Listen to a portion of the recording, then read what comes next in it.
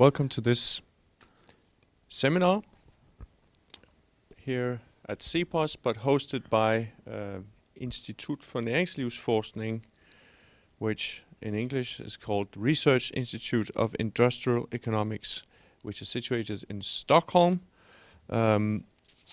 This is part of a seminar. This seminar is part of a research project called Cultures of Trust and Institutions of Freedom, which is funded by the John Templeton Foundation and managed by the Research Institute of Industrial Economics. So welcome all. Thanks to John Templeton Foundation for funding this great project. Thanks for choosing us as a partner for hosting this. It's a great honor. We will be discussing, is dissatisfaction with capitalism the cause of populism? And I think the reason for discussing that is that we are noticing some things happening in society. We have active industrial policy coming back. That's what they call it. I call it government subsidies for private companies. We have so-called strategic autonomy appearing.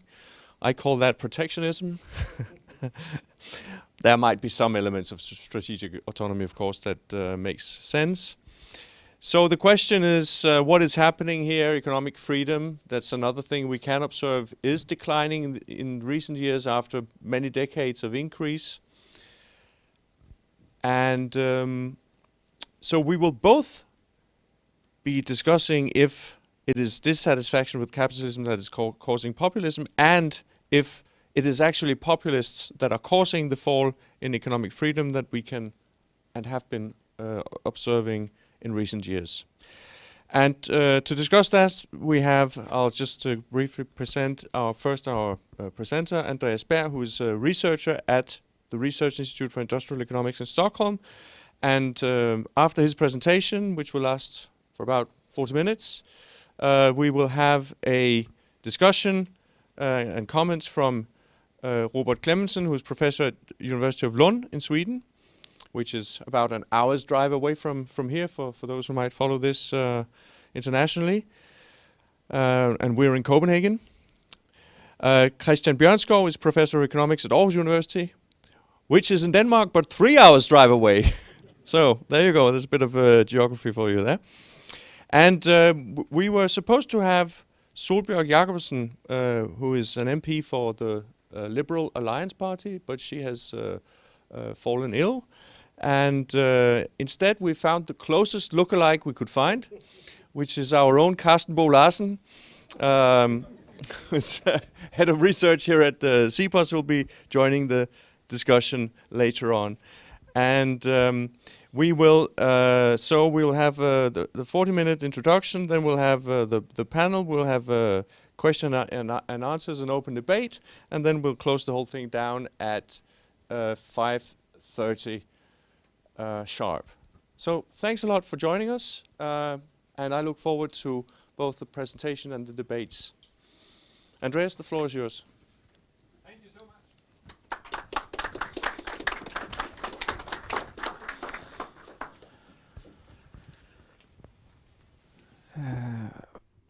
For that kind introduction, full disclosure is that I am also actually at Lund University, in addition to the Research Institute of Industrial Economics in Stockholm.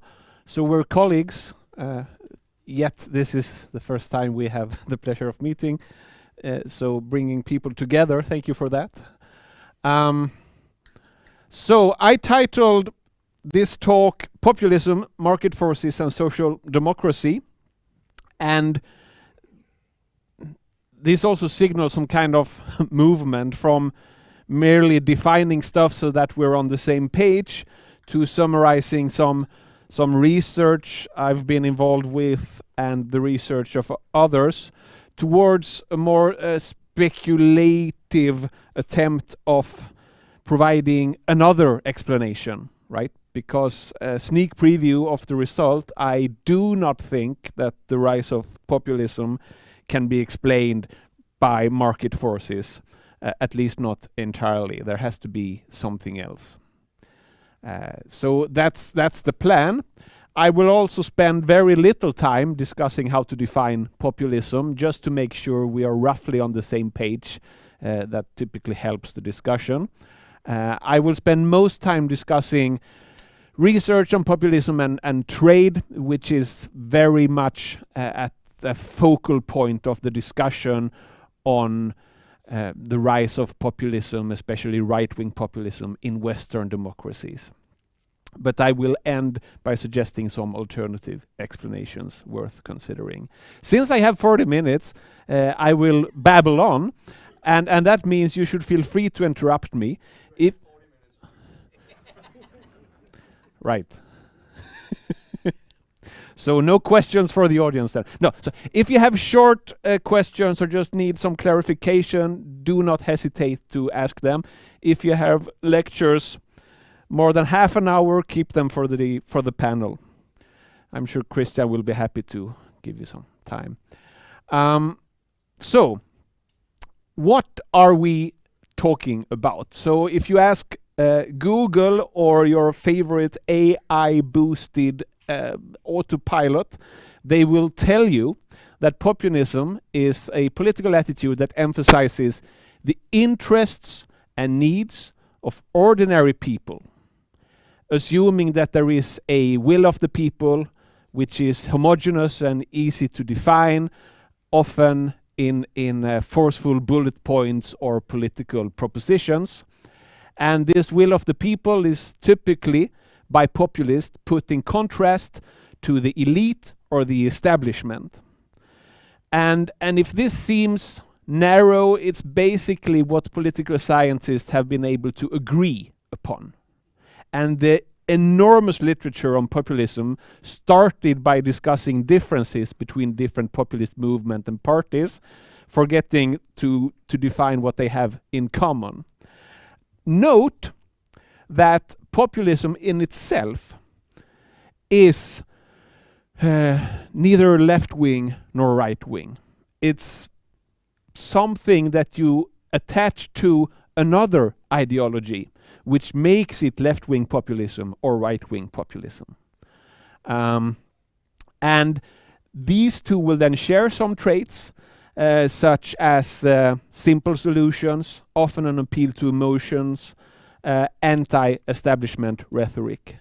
But if it's left-wing populism, it's typically anti-market, anti-capitalism, sometimes rooted in Keynesian movements that you should print money or raise taxes for someone else, mind you, spend more, don't worry about the budget deficit, and so on.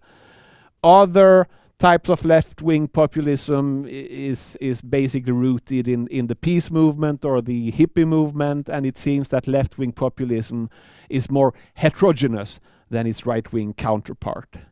The right-wing populists these days are typically some kind of economic nationalist, so protectionist, anti-trade, anti-migration, with different flavors of that. Okay, so while the political scientists are still debating how to define populism, they are, this is me arguing, they are close to an ostensive definition.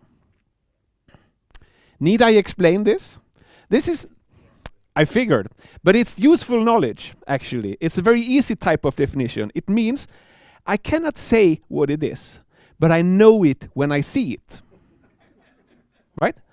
And it turns out that despite the fact that they are not able to define in text what they mean by populism, when presented with parties, politicians, and programs, they can easily say whether this is a populist party or a populist program or not. And they also tend to agree with each other. So they can point among parties, separating the populist from the non-populist ones. And that's that's enough for me. I mean, I'm happy for that progress in political science.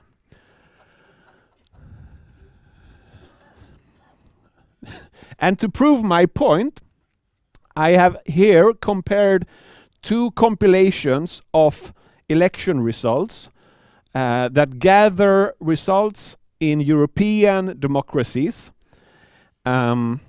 for parties classified as either right-wing populist parties or left-wing populist parties. And one of them, so apologize for the coloring, having a light red and a dark red line is not ideal. The longer one is the Heine, which is basically an index or a compilation of election results by Timbro, some kind of Swedish counterpart to CEPOS, I believe, a right-wing think tank in Stockholm. That starts in 1980 and is still being updated, I believe. Whereas the populist was initiated by the newspaper The Guardian in collaboration with country experts, basically asking experts to point which are the populist parties in this country and then tracking their vote shares over time. And as you can see, these two different compilations are in rough agreement on both the trend and the level of right-wing populism and left-wing populism in European democracies. So we see that right-wing populism is on the rise, showing no tendency to even rise slightly less steep, whereas left-wing populism was on decline, but is now also rising. Okay. Okay. My interest in this area starts with this man. Do we recognize him? Excellent. I will not ask you to name him because you just nodded and say that you recognize him. I probably wouldn't, but he said in Foreign Affairs, the spring of 2019, that he concurred with the commonplace judgment that the rise of populism has been triggered by globalization and the consequent massive increase in inequality in many rich countries. And this was Francis Fukuyama in a very nice collection of articles by pundits and scholars discussing the rise of, in particular, right-wing populism in Western democracies. And I believe he's entirely correct in labeling it a commonplace judgment. That's the part where he's correct. The rest, I think, is wrong. But I think he summarizes nicely this idea that many experts now hold to be true, which is that trade or economic globalization has flooded Western democracies with cheap imports, typically produced in China, where it leads to deindustrialization. Okay, so suddenly you can buy a very cheap radio receiver from China, which means that the nice production of radio receivers that actually took place in Sweden 20 or 30 years ago is no longer economically viable.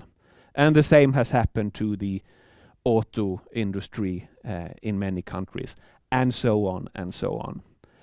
And this process of deindustrialization triggers unemployment, poverty, loss of identity or loss of pride or loss of social position or anxiety or fear.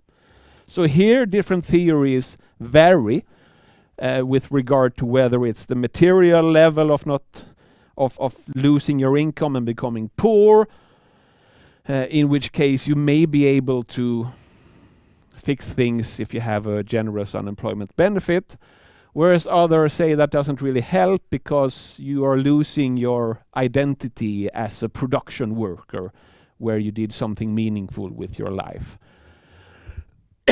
Or it's the anxiety of being in a position where you risk losing your job. Okay? And this leads to populist voting. There's a similar chain for migration, which I would not say that much about. It has also been the subject of less research for reasons that I will soon get into. But the variation for migration is basically that immigrants provide cheap labor, and then the rest is more or less the same. So, and this idea is consistent and plausible, and it also has some pretty impressive empirical support. And when I read this piece by Francis Fukuyama, I knew exactly what papers he had read when he said that this is a commonplace judgment that globalization has triggered populism. One paper is called Importing Political Polarization. It was published in the American Economic Review in 2020, basically showing that in the parts of United States where Chinese exports outcompeted American firms, people started to support more extreme candidates, both among Democrats and among Republicans. There are some other nice papers along the same lines, The Trade Origins of Economic Nationalism. Same thing here, but the outcome is right-wing populist voting. That's in the American Journal of Political Science, and the same authors have a similar piece on trade and Brexit voting. So the same process seemed to make people more prone to supporting Brexit within the UK. And there are a couple of others. And I've read these papers, and they are really nice, and they're very, very good papers according to the standards that prevail in economics and political science right now, which means that you have a clear causal identification of a cause and effect, and you can say something very precise about that effect where it happens, right? And this is what researchers call high internal validity. Okay. But these papers do not document consequences of trade in general. And this is actually the reason why there has been less written on migration, because migration and immigration, that happens a little bit all of the time, which means there is no shock that you can use to identify a causal effect on something. But for trade, there is, or at least there was. And these papers all use the same type of trade shock, which is the China shock. Okay? Which I nicely illustrated using boxes saying made in China, because that is basically what happened between 2000 and 2007. Okay? China decided, and when I say decided, I don't know whether they decided, whether it just happened. No one really understands China, or at least no one has been able to explain it to me.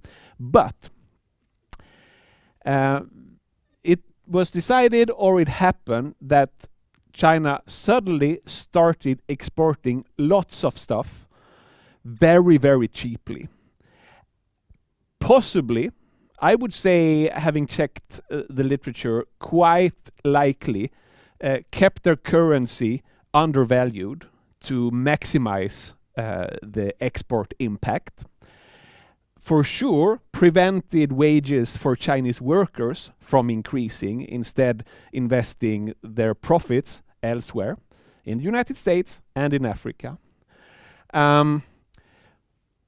Causing deindustrialization in many countries in Western Europe and in the United States. Okay? Leading to unemployment, disability insurance, retirement, early retirement, healthcare, psychological problem, and stuff which supposedly explains populist voting. Okay? My point is that, well, sure, that happened, but even if some sectors in the United States suffered from the China shock, other sectors in the US economy may well have gained from it. And That means that the effects neatly identified in parts of United States, they may not even generalize to the entire United States. It showed that some parts of United States where there were many industries suffered from trade with China. But other parts may have gained from that, and that may also have had political consequences. Okay? Because if some jobs are destroyed, someone makes a profit, that means someone might hire someone elsewhere in the US economy. More so, trade with China is not representative of trade in general, and for sure it's not globalization or markets or economic freedom. In fact, the China shock may not necessarily even be representative of trade with China, because during this period, China was a very weird country. I already told you about their internal economic policies and their likely manipulation of its currency. Now it's different. And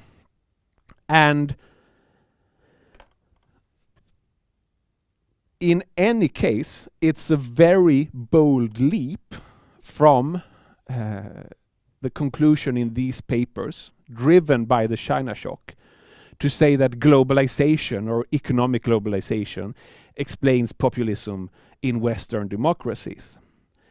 It may be true, but you need some additional evidence to show that it's true.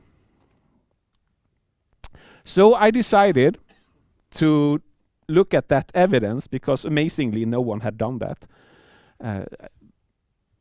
And I wanted to compare across countries. Is it the case that where trade or economic openness has increased more, you also see more right-wing populism? That's the implication of this Fukuyama commonplace theory. And it turns out that it's not. Not at all.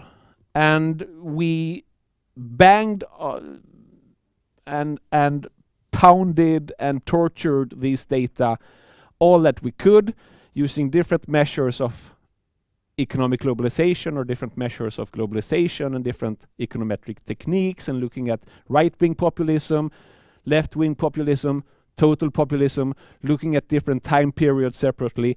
It's never there. So you have some countries where globalization, trade has increased a lot, other countries where it has actually decreased, and here you have the increase in right-wing populism, total populism, and left-wing populism, and there is no correlation whatsoever. This in itself doesn't prove anything, but it strongly suggests that the one explanation that Francis Fukuyama believes is the one that explains the rise of populism in Western democracies, it cannot be true, because if it were true, we would see it here. So this is pretty strong evidence against that hypothesis. The same goes for a general measure of market friendliness. If we use the Economic Freedom Index, for example, which neatly allocates a number from 0 to 10 for all countries in the world, where 10 means highly capitalist, big market freedom, and 0 means even worse than North Korea. Okay? And again, some countries have moved towards the market-friendly extreme, others in the opposite direction, but there is no association between changes in economic freedom and changes in populism. So something else must be going on, and these precisely identified studies apparently do not generalize to cross-country patterns. Okay? How am I doing on time? Means I'm consuming time very efficiently. Okay, halfway. Excellent. So, small methodological note here for those who are interested. There was a case when the most happening thing in economics was to run this type of cross-country regressions, believing that you could somehow explain the world if you looked at data this way. And against that, you could see you see patterns among countries, but you have no idea what goes on at firm level or individual level, which is entirely true. So now, no one runs these cross-country regressions anymore, me excluded, Christian as well. And everyone instead looks for clear individual level data where there's a cause and an effect, and you can say exactly what happened in some local setting, which is nice. But what Fukuyama did was to make a similar methodological mistake of moving from this single case to the general aggregate level, which is of course also impossible, right? It's called the ecological fallacy if you move from the country level down to individual level, and it's an equally serious fallacy if you assume that something that you found on the individual level automatically generalizes to the Western world. So you probably need both of these perspectives even to start understanding what's going on in the world. Okay? That's the scientific footnote. Basically, this is what you need to know. We also run regressions controlling for stuff, but we still find nothing. We find some other interesting results, though. Turns out that as countries join the European Union, right-wing populism increases. This holds true both when we compare within countries over time and between countries that are members and non-members.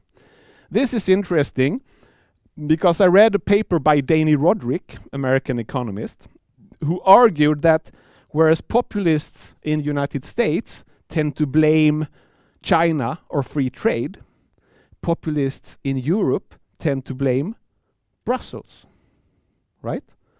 Whereas populists in United States blame bureaucrats in Washington, the same type of rhetoric is levied against European Union bureaucrats in Europe, which also rhymes very well with this idea of the people at the national level against the establishment, the European jet-set elite. Okay. The other thing we found was that countries with more employment protection actually have more right-wing populism. And we're now moving into the speculative part, because this was something we just controlled for and didn't expect to find any pattern, but it got me thinking, because it somehow goes against the idea that globalization, trade causes unemployment and despair, which causes right-wing populism. Because this is legislation designed to avoid unemployment as it happens. It's designed to protect the employed. It's hiring-firing laws, mandatory compensation or last hired, first fired rules, that kind of stuff. And this is put in place typically by social democratic governments to protect the workers from being unemployed. But it seems that where you have more of that type of legislation, you have more right-wing populism. So something interesting is going on here. Okay. For left-wing populism, we see that unemployment boosts left-wing populists. The EU membership actually works the other way. This is not super interesting. The Gini coefficient also never works, so the inequality part is also not there.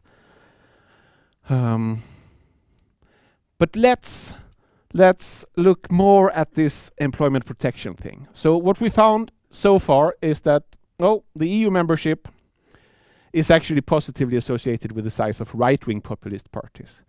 Unemployment associated with left-wing populism, EU membership negatively so. Income inequality never works. And economic globalization never matters the way Fukuyama and many others assumed. But what's going on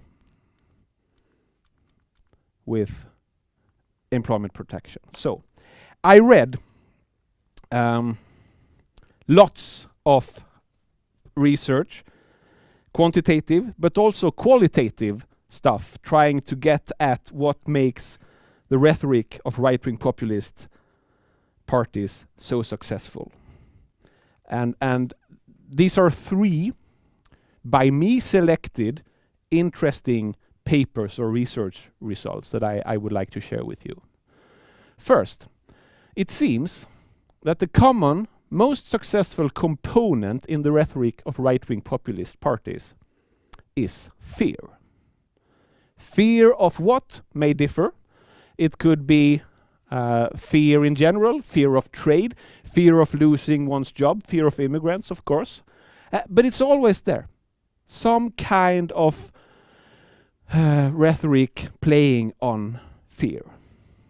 Okay. Second, a nicely and already well-cited paper on Swedish data explaining the rise of our contribution to populist wave, the Sweden Democrats, currently at roughly 20% in Sweden. This paper showed, looking at election districts, that districts that had layoff notices, so where firms rang a warning bell saying, oh, we're not doing that great, we may have to let people go. That's layoff notice. They explain where Sweden Democrats got more votes. Okay? This is typically interpreted as a support for the idea that when people become unemployed, they vote right-wing populist. But most layoff notices are never actually realized. And they are typically always bigger than the number they actually have to let go, for various obvious reasons. However, I would argue that a layoff notice always triggers fear among everyone that, oh, I might lose my job.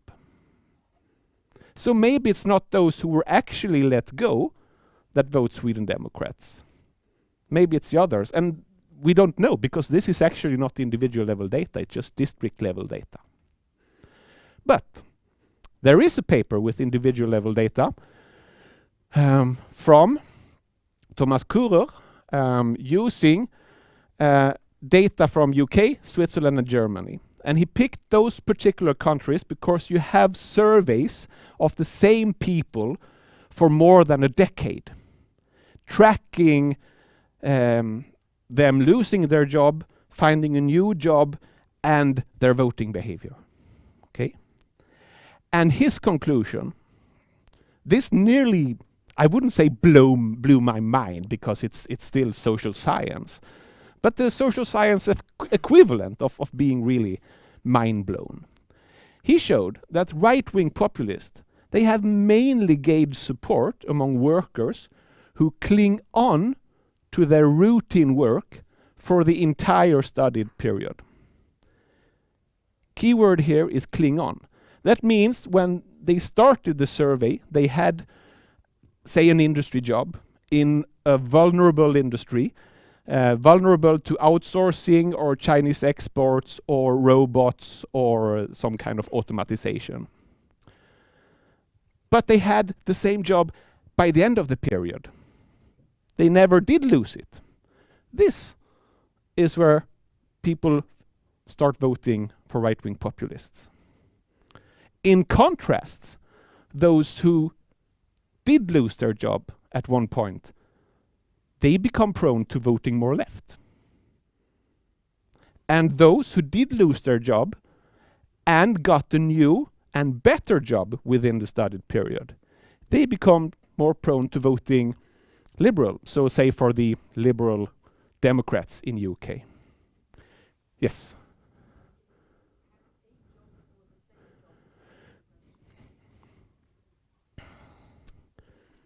I found this study fascinating, and I would love similar studies in other countries, because it's very well in line with this idea that maybe it's not losing your job that triggers right-wing populist voters, it's the fear of losing your jobs. And of course, if you have strong employment protection, you will have many who are left because it's hard to fire them. And that means they will fear losing their job. Whereas it's easy to fire people. Maybe they lost their job early in the period and then got a new job. Right?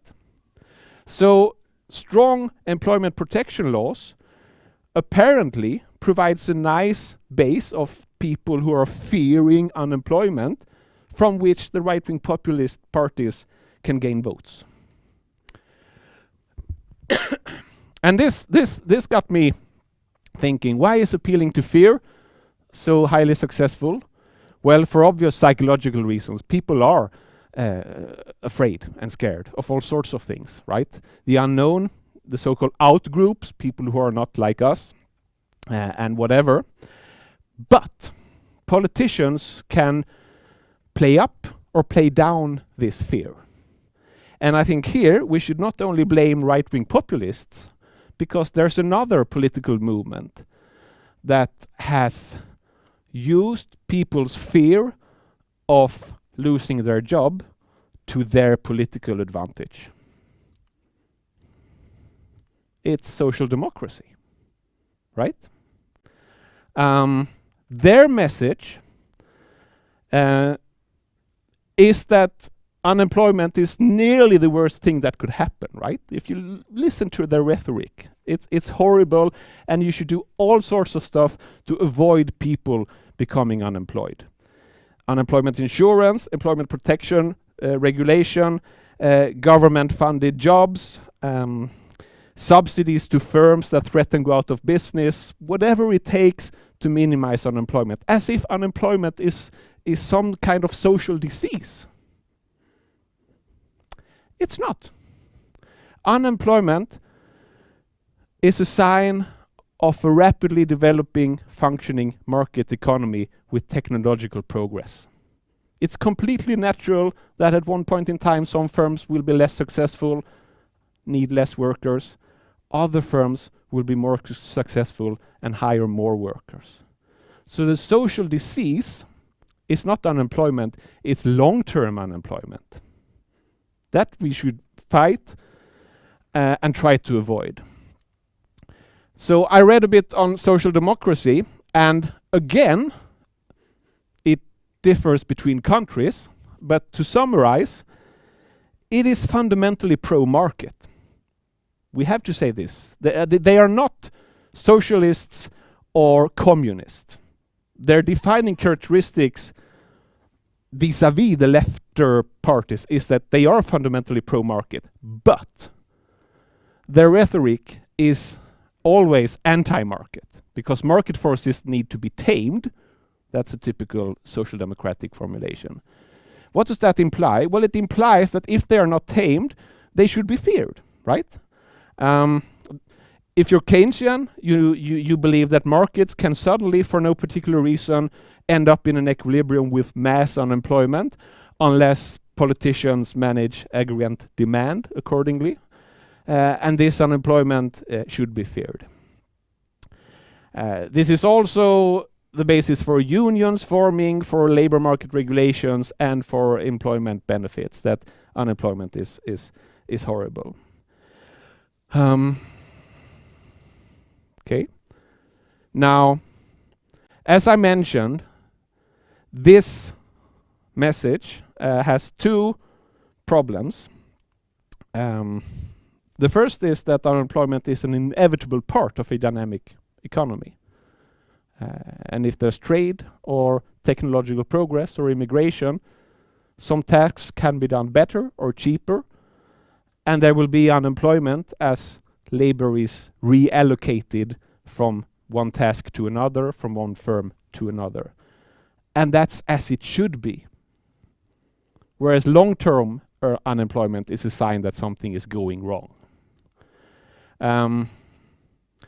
The other problem is that when you play up people's fear for political reasons, you are also making yourself vulnerable to other parties that want to use fearful voters.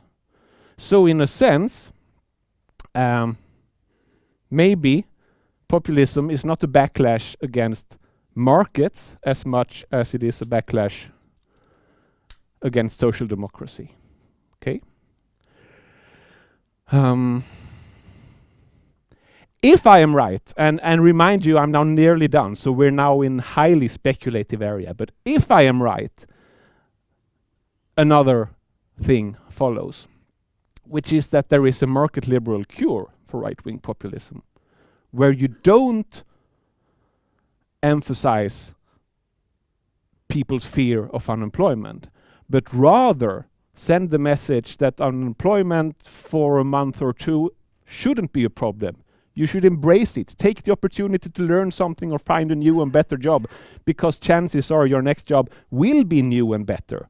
That's what technological progress means. And empirically, that's what it has meant for most people. So you should embrace labor market flexibility, creating a situation where people have rational reasons not to fear unemployment, because it is typically part of a job upgrading process. Okay?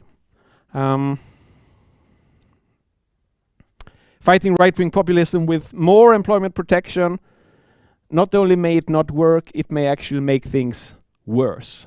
So if right-wing populism is a backlash against social democracy, more social democracy may actually make things worse. It would be nice to have a social democrat in the panel, but maybe someone else will speak on his or her behalf.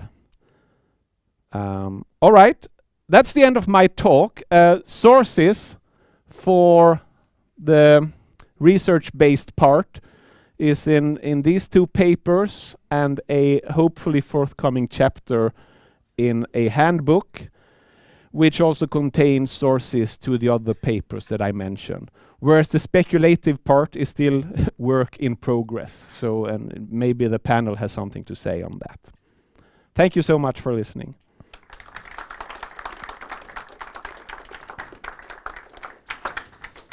Excellent, Andreas. Can we put your presentation up on the website Absolutely. afterwards? Yes. Okay, yes. so we'll do that. So everybody listening in also online or the podcast version of this, you'll be able to find that later on. Thank you very much. Very interesting. So how do you want to do this? Sorry? I'll just begin. Yep. I have some comments. Yes. So I think we'll have you all up here, and we can get you on. So if you'll join us as well for the discussion.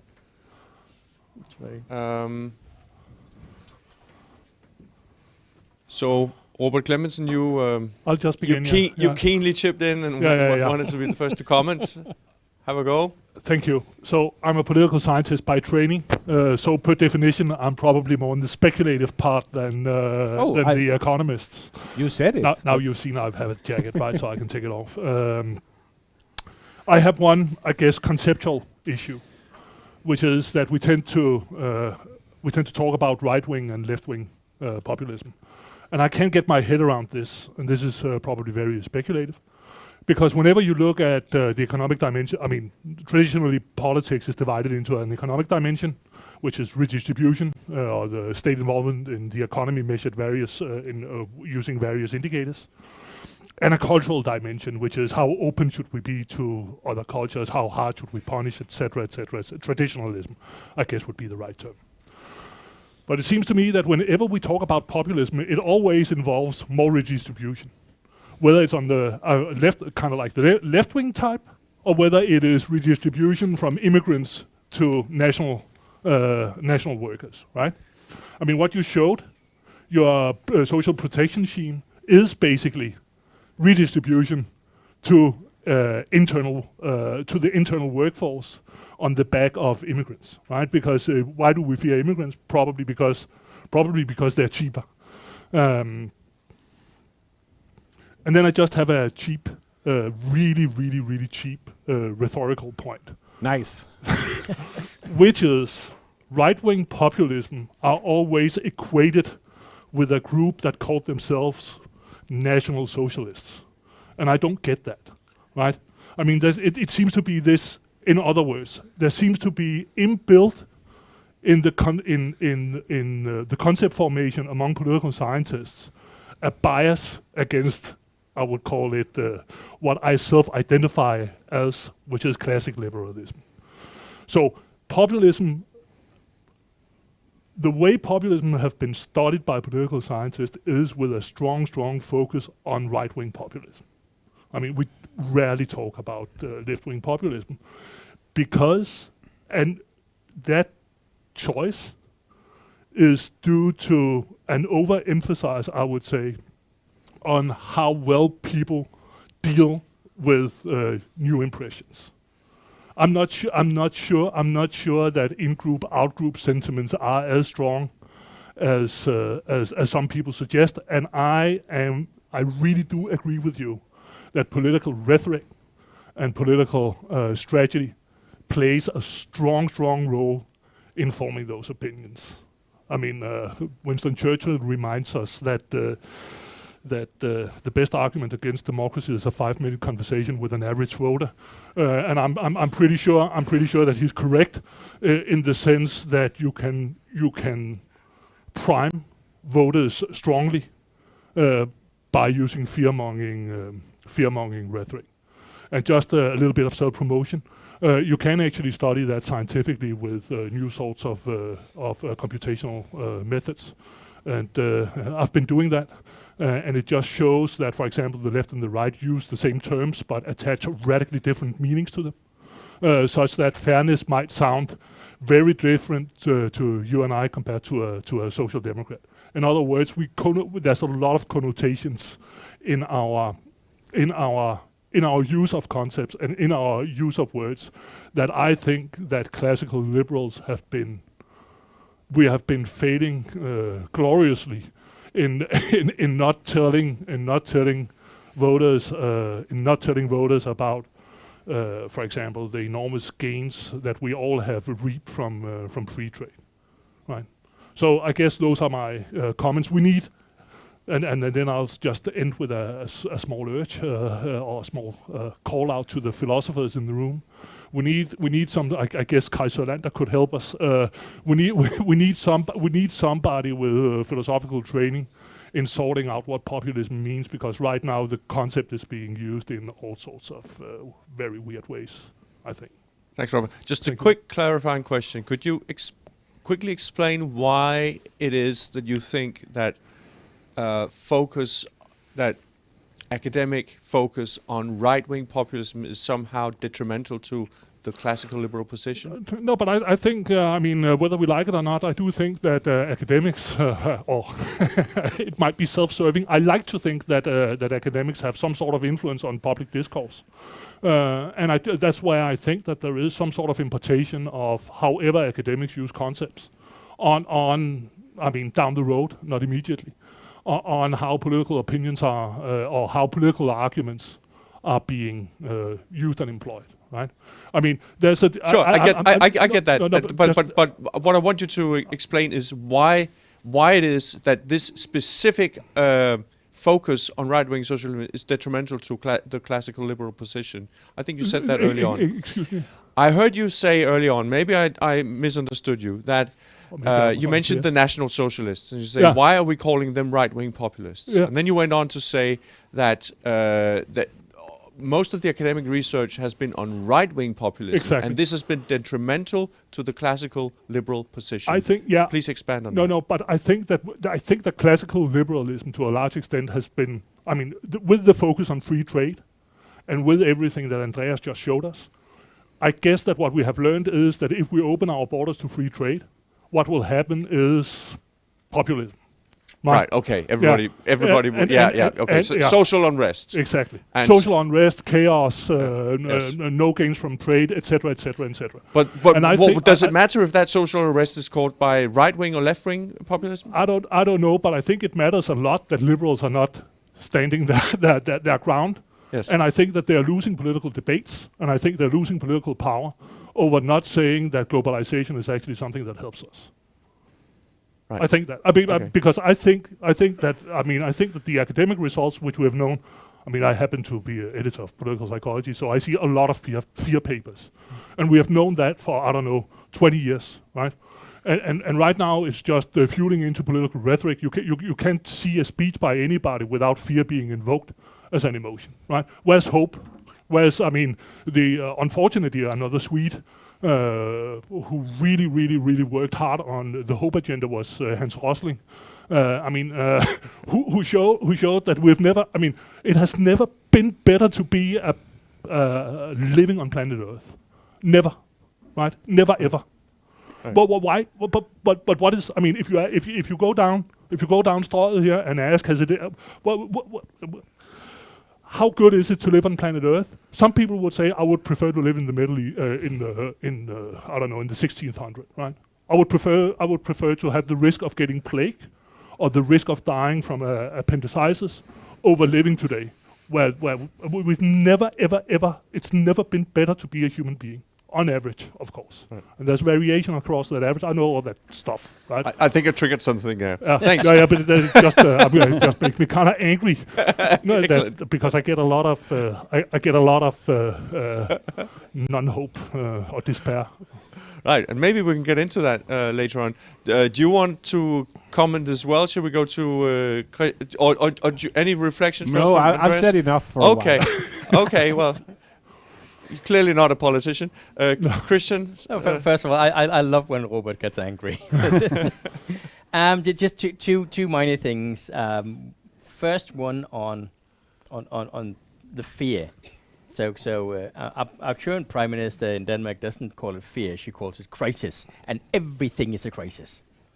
There is a very, very funny thing that we did for our blog I think 3 years ago, and Niklas and I briefly talked about doing something, but we didn't. Might eventually become something. If you look at Scandinavians, and you look at Scandinavians who vote for populist parties, they are, all other things being equal, much less satisfied with their lives. So essentially, we're talking about someone who not only reacts to fear, but are also, for some unexplained reason, not satisfied with their lives.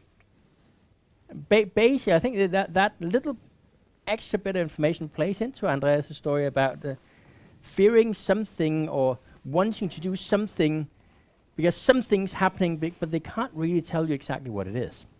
There's just something wrong, and someone has to do something about it. And we can actually see that in these satisfaction measures. An interesting thing is, and Niklas and I showed that in 4 years ago. When you look at people's satisfaction with democracy, because remember these populists are, again, they're anti-establishment. They think, well, the system doesn't work. Satisfaction with democracy actually increases after liberalizing reforms. So politicians might think that, oh, no, we can't have reforms because people don't like that. How long is the lag, Christian, between reforms? 1 to 2 years. It's very, very quick. Okay. We actually see the exact opposite of what most politicians believe happening in Europe after liberalizing reforms. On average. On average, yeah. Andreas didn't talk too much about consequences, though. He does talk about consequences in the handbook chapter, which I read on the flight yesterday. It's excellent. Just let me point to two things here. First of all, our good friend Martin Rode showed a few years ago that when populists come to power, they eventually regulate more. So every time you've had a populist government, you're likely to have more regulation once it stops. And it's not likely that other governments then deregulate afterwards. So there might be a ratchet effect. Every time you have a populist, you get a bit more regulation. The other one is perhaps interesting in a Danish context. We have evidence from Latin America of what happens to constitutions when populists come to power. And the interesting thing, at least in Latin America, we can see that when right-wing populists come to power, they tend to change the constitution to give politicians more power. They simply change the constitutional rules so they and their parliament get more power.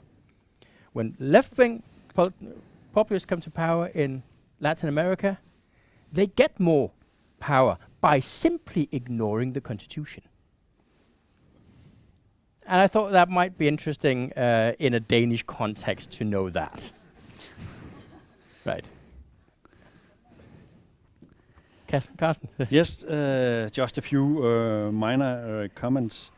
I wondered if you have looked into the role of economic growth. The return of populism is at the same time as a slowdown in economic growth. So maybe it has never been better to be alive than today, but our living standard is not improving as much as they did earlier. Does that have a role in the return of populism? And then I'm a bit skeptical about your policy recommendation about we just have to claim the benefits of free trade to everyone. First, it's hard to explain. It's easier to say the Chinese are stealing our jobs. And then I wonder, the fear of the guys who is fearing losing their job and they have the same job 10 years later might actually be rational. They will maybe, if they get fired, get a better job. It's an average consideration. And there is some transaction cost before they get there. They have to get a decrease in their income. And if you look at their time preferences, if they have preferences for income here and now, it might be a rational fear. Yes. This I actually would like to comment.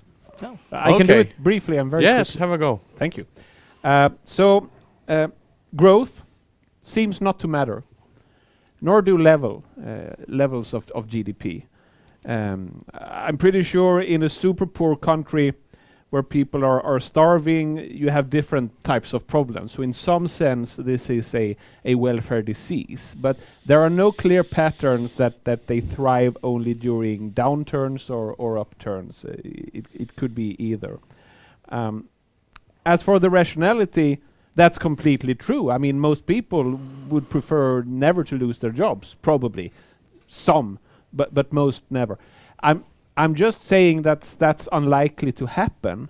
And if you speak of unemployment as a normal thing that will eventually lead to an even better job, you are both telling voters the truth and playing down their fear of unemployment, which, by the way, is supernatural in any dynamic economy.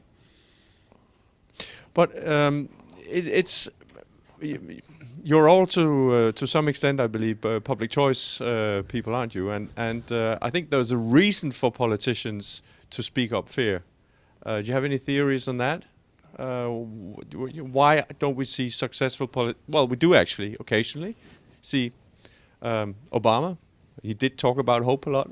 He wasn't very specific, but in Denmark we had a successful campaign by a liberal alliance the chairman of the Liberal Alliance Party, Alex Vanopslagh, talking about personal responsibility and it's all going to work out.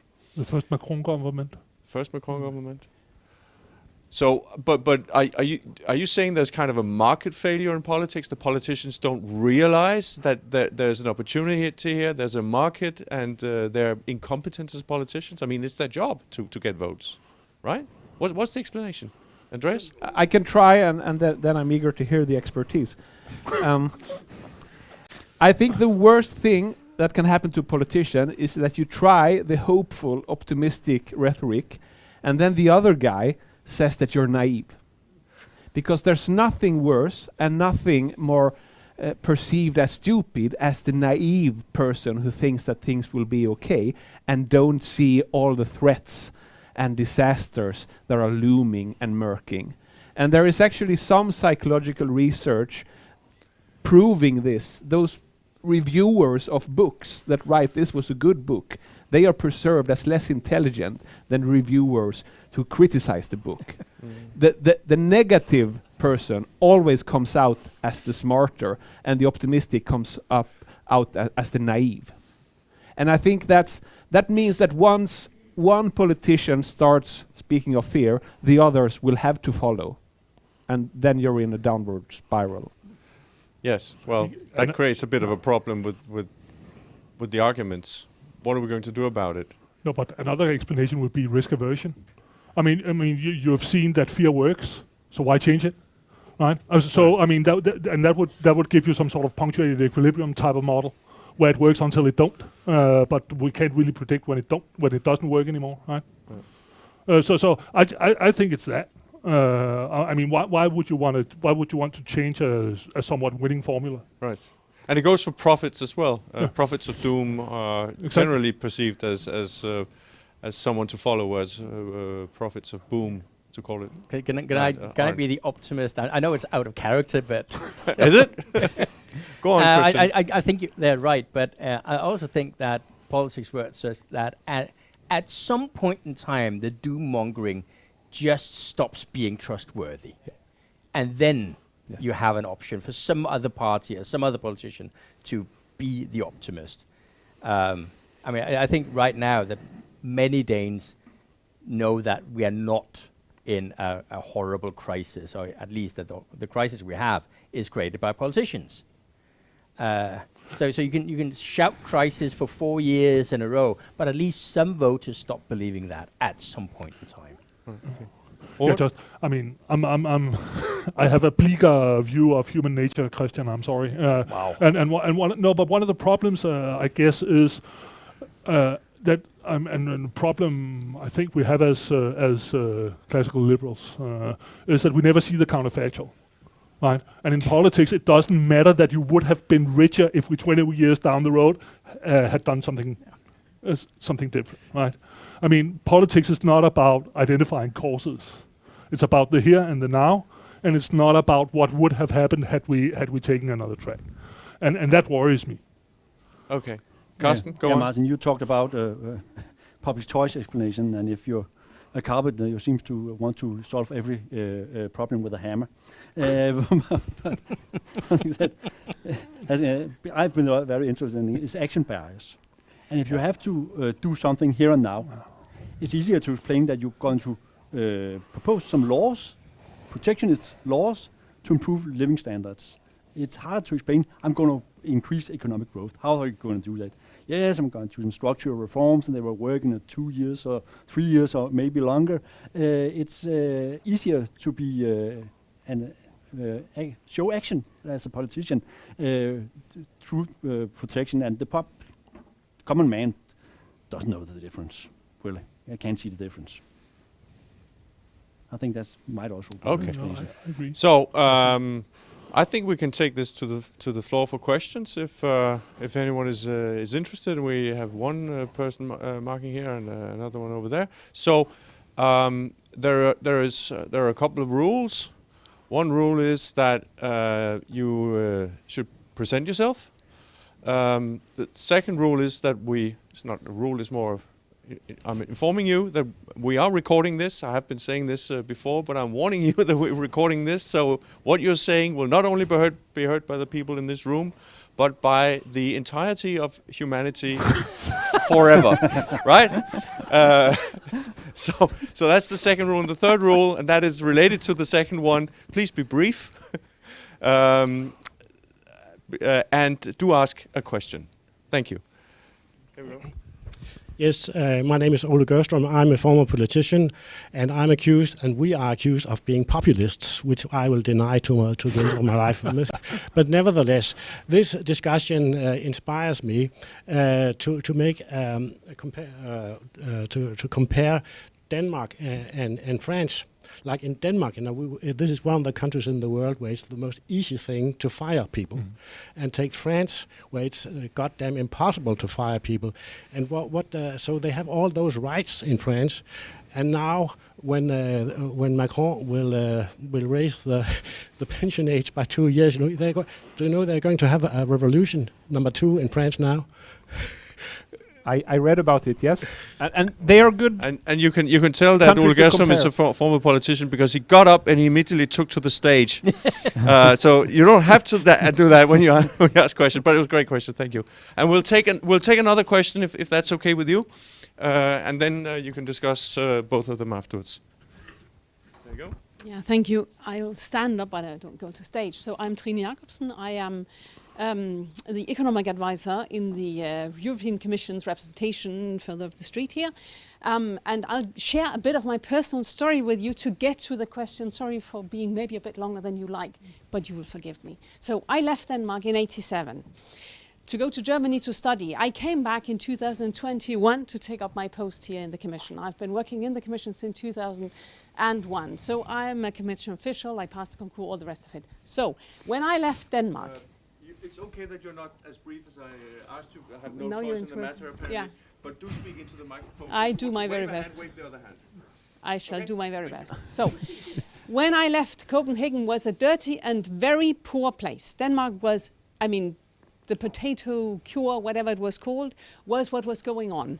Now, what I have learned is that pensions were privatized in the 70s, end of 70s into the 80s. So all of these things, all of these decisions that led to everything that people hated when I left Denmark, and I didn't leave Denmark because of that, but that's another story, and I shall not share that with you right now. What happened at the time were that brave politicians took brave decisions, and they have led to Denmark having one of the strongest economies in the world. Who talked about crises? What was the current crisis, the one going on right now? There have been some. Migration is a problem.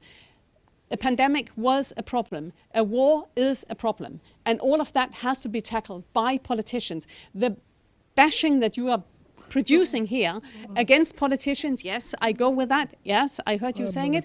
I do not share it. And I also see that politicians now, being a civil servant, I see that politicians are backed up in Denmark by excellent politicians in Europe, by excellent civil servants that prepare them for whatever they present and whatever they discuss. So please tell me why you think that those politicians that are there, and there are few of them, and they do a great job and they work like hell, why they are so awful and why they, according to you, are the cause for populism across the board, as you say, or in particular, a social democrat. Sorry for being...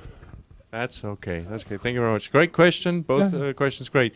So, are you directing it towards a specific person in the panel, or should I just let them have a...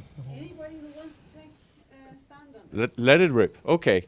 So, 2 questions here. First from Gerstrøm, and then this lady. Andreas, do you want to kick us off? Yes, I typically do not come out as bashing politicians. I give fair criticism. But in this case, I believe Social Democrats did not realize that it would have these consequences, if I'm right. And that's typically... Sorry? You're wrong. They knew. They went for it. Okay, interesting. Nevertheless, I'm not prepared to say that they knew, but I'm saying that very often political actions have unintended consequences. And an unintended consequence of playing up people's fear of unemployment is that other political parties may make use of that fear for their reasons. I'm not saying, I don't think this is bashing social democracy. If anything, it's giving the other parties advice on how to formulate their rhetoric in the future. I don't believe that I'm bashing politicians either. I'm seeing a rhetoric of fear that we have seen for a while, and I think that is pretty measurable and objective. I also agree with you that the privatization of the pension scheme has left, I mean, that's unquestionable, has left the Danish economy super, super strong. And then I just note, and this is just anecdotally, this might be totally wrong, I just note that the dagpenge system, where the unemployment benefit system, yes, where the compensation rate is highest, is where we find the most populists. It's among the lower educated, right?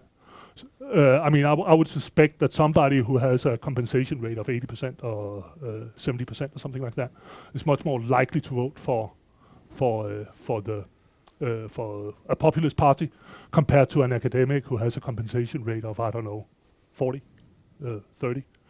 But I don't have any numbers on that. And I think that lends some sort of support. We can discuss how precise it is, but it lends some sort of support to what Andreas is saying. We might disagree on that, but that's an empirical question, right? I mean, that's something we can settle. That's something we can discuss meaningfully without being too angry on political terms. But maybe it also makes a difference what country we're talking about. Gerstrøm mentioned no, but that's an interesting France. point. Yeah, I just wanted to return to that. Yes. Because what is interesting about France is that we see two very strong and very big populist parties on either side of the political aisle, right? So first we have le Front National on the one hand side, and on the other side we see La France Insoumise with Mélenchon, which, I mean, he claims himself to be a left populist. I mean, he's not shy about it, in any shape or form, right? So I guess that would also be some sort of micro evidence, or I don't know if a country like France is micro-evidence, but some sort of system-level evidence at least. Anecdotal evidence. Or anecdotal evidence. Is what I use when I'm not sure I want to lean on it. Political science evidence that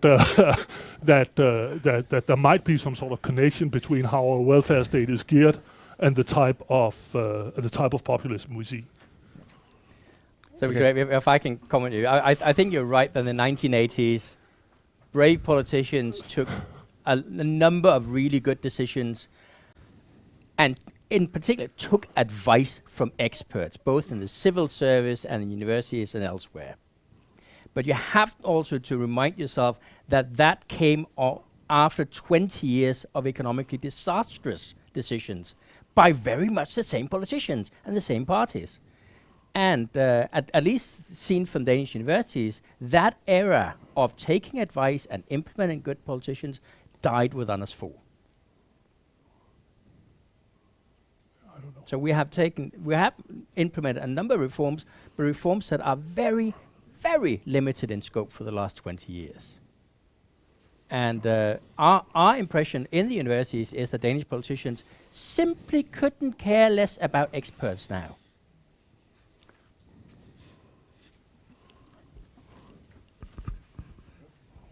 Thank you, Nana Schmidt.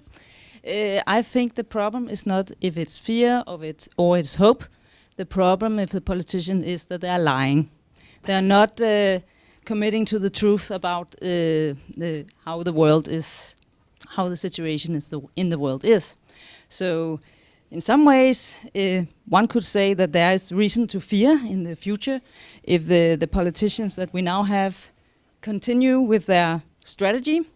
And on the other side, there's hope if we get some other politicians with better ideas. So, thank you. So, are politicians lying? Does the research say anything about that? I mean, we're down to anecdotal evidence. No. The anecdotal evidence is it's hard to get empirical evidence on whether people are lying or don't know the facts. The anecdotal evidence is that before I began political science, I studied physics, and in physics you can establish what the truth is pretty easily, right? Through controlled experiments and stuff like that. And you have tools, you have mathematics, you have logic, you have all sorts of things that you can rely on to get a valid result.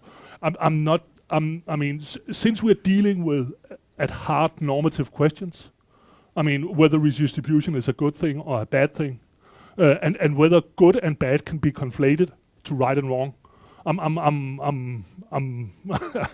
probably less likely or less willing to say that good and bad and right and wrong are the same things, right?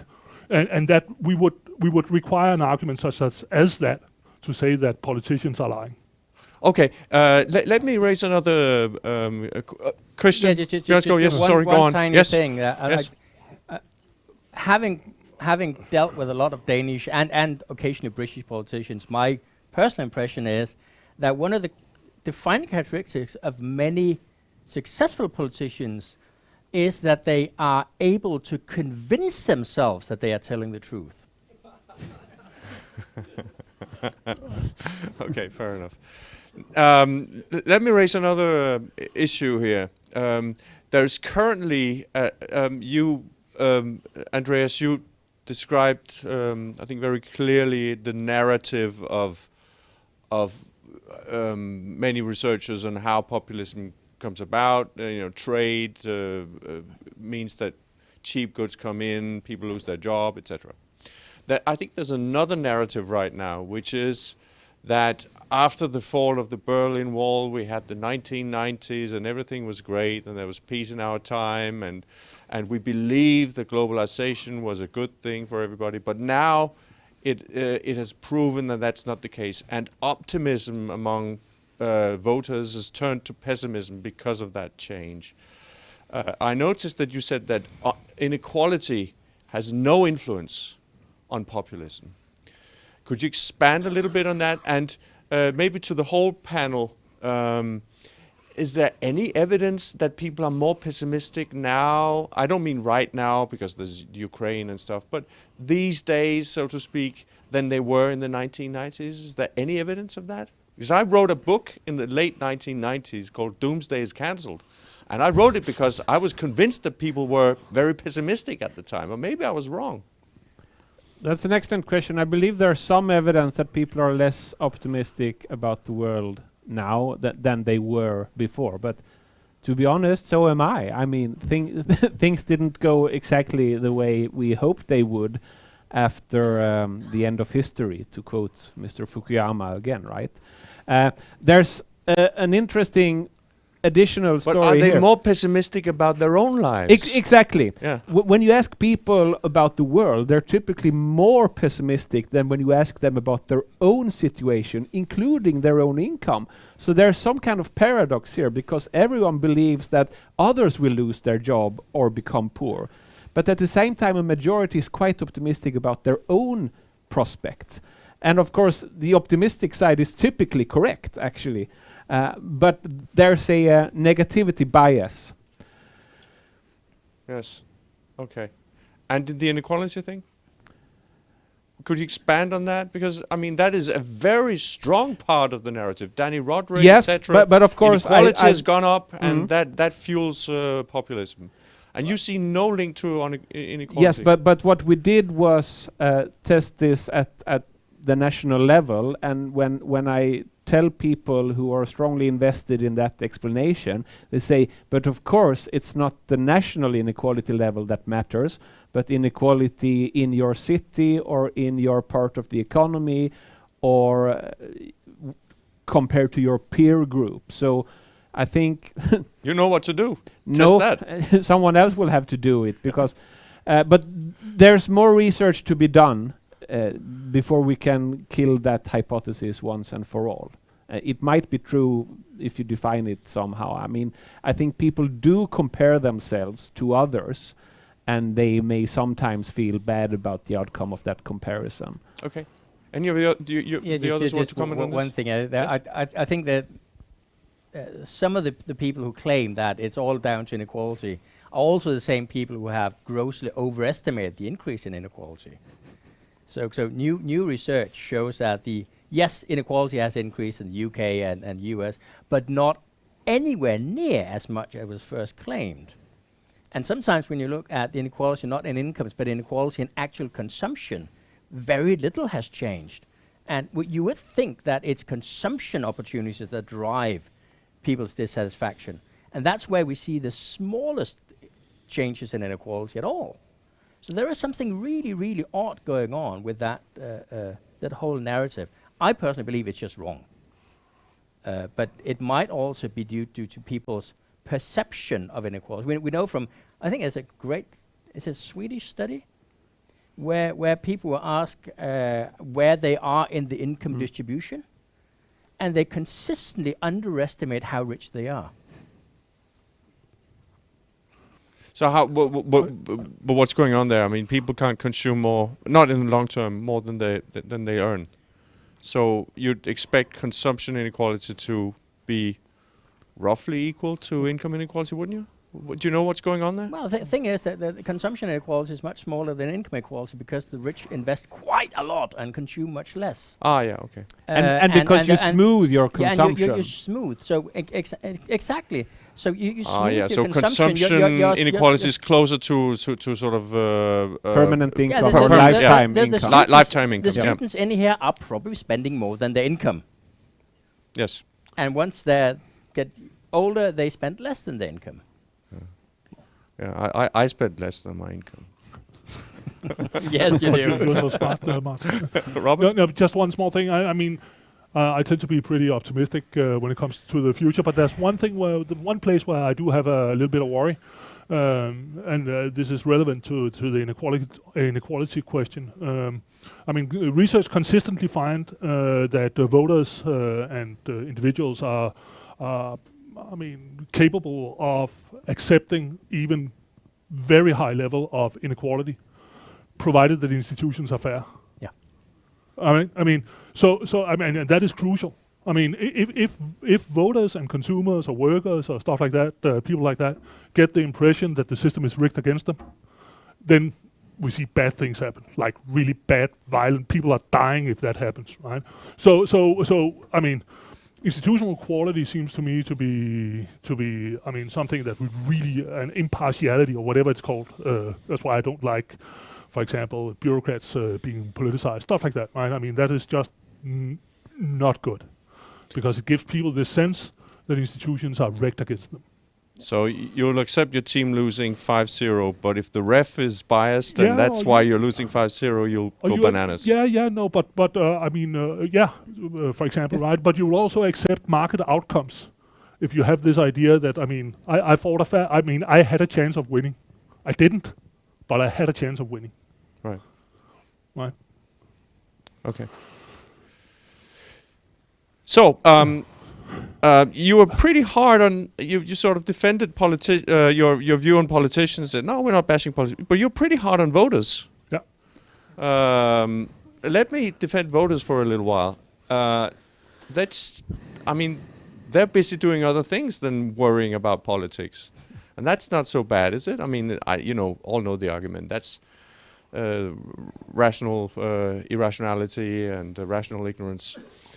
How does that kind of thinking play into that? That is the thinking that voters are busy with their lives and it's rational for them not to find out exactly how macroeconomics works and the effect of trade on wages and all that. And that's what you'd expect, and it's fine, and it's the job of people like us to inform them to the extent that they want to be informed. Yeah, which they typically don't, and that's also fine. They shouldn't care about trade policies or all of the complicated issues that goes on in politics, and it's fine. If I bash someone, is not politicians in general, and for sure not voters in general, is the politicians who are fear-mongering. They should know better. They could probably tell the long-run consequences of their actions and their rhetorics, but they still do it. That's where I put the blame. Voters, they should go on with their lives. I met a sociologist at the conference who told me something that really stuck, which is that voters have been latently populist, nationalist, xenophobic, anti-trade, lots of stuff for a long time.